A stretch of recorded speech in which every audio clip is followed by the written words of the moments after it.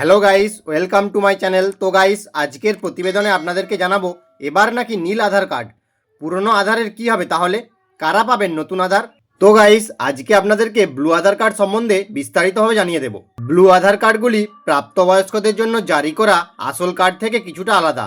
এই আধার কার্ডগুলিতে আইরিস এবং আঙুলের ছাপ স্ক্যানের প্রয়োজন নেই। ভারতের সবচেয়ে গুরুত্বপূর্ণ পরিচয় নথি আধার কার্ডে এবার নয়া সংযোজন। আধার কার্ডে একটি অনন্য 12 সংখ্যার নম্বর রয়েছে, যা আধার বা ইউআইডি নম্বর নামে পরিচিত।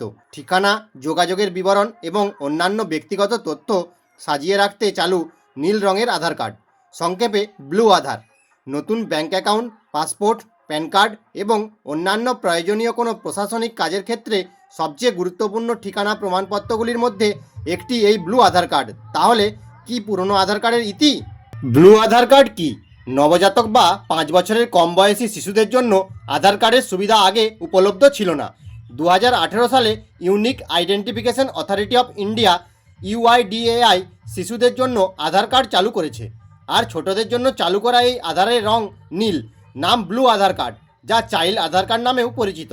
শিশুদের জন্য বিশেষভাবে ডিজাইন করা হয়েছে এই আধার কার্ড। ব্লু আধার কার্ড সম্পর্কে খুঁটিনাটি তথ্য। প্রাপ্তবয়স্কদের জন্য ইস্যু করা আসল কার্ড থেকে ব্লু আধার কার্ড কিছুটা আলাদা। এই আধার কার্ডগুলিতে শিশুর আইরিস এবং আঙুলের ছাপ স্ক্যানের প্রয়োজন থাকে না। সন্তানের আধার কার্ড যাচাই করার জন্য পিতামাতার মধ্যে একজনকে নিজেদের আসল আধার কার্ড এবং শিশুদের প্রমাণিক জন্ম শংসাপত্র তৈরি করতে হবে। শিশু আধার কার্ডেরও একটি 12 সংখ্যার অনন্য শনাক্তকরণ নম্বর রয়েছে। সন্তানের বয়স যখন 5 বছর হবে, তখন অভিভাবককে কার্ডটি আপডেট করতে হবে, অন্যথায় এটি অবৈধ হয়ে যাবে। অভিভাবকদের 5 বছর বয়সী সন্তানের ছবি, আঙুলের ছাপ এবং আইরিস স্ক্যান বর্তমান আধার কার্ডে আপডেট করতে হবে। শিশু আধার কার্ডের মেয়াদ 5 বছর।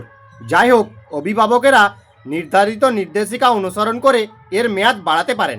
মেয়াদ বাড়ানোর মাধ্যমে শিশুর 5 বছর বয়স হওয়ার পরেও শিশু আধার কার্ড একটি বৈধ আইডি প্রমাণ হিসেবে ব্যবহার করা যেতে পারে। ব্লু আধার বিবরণে শিশুর বিবরণ আপডেট করার জন্য সরকার বিনামূল্যে সুবিধা দেয়। আবেদন করার জন্য প্রয়োজনীয় কাগজপত্র। চাইল্ড বা ব্লু আধার কার্ড আবেদন করার জন্য অভিভাবকদের নথিভুক্তকরণ কেন্দ্রে নির্দিষ্ট নথিপত্র বহন করতে হবে। ফটোকপি এবং অরিজিনাল দুই লাগবে। সেই সঙ্গে যাদের আধার কার্ড তৈরি করা হচ্ছে তাদের বাবা মাকেও ঘটনাস্থলে উপস্থিত থাকতে হবে।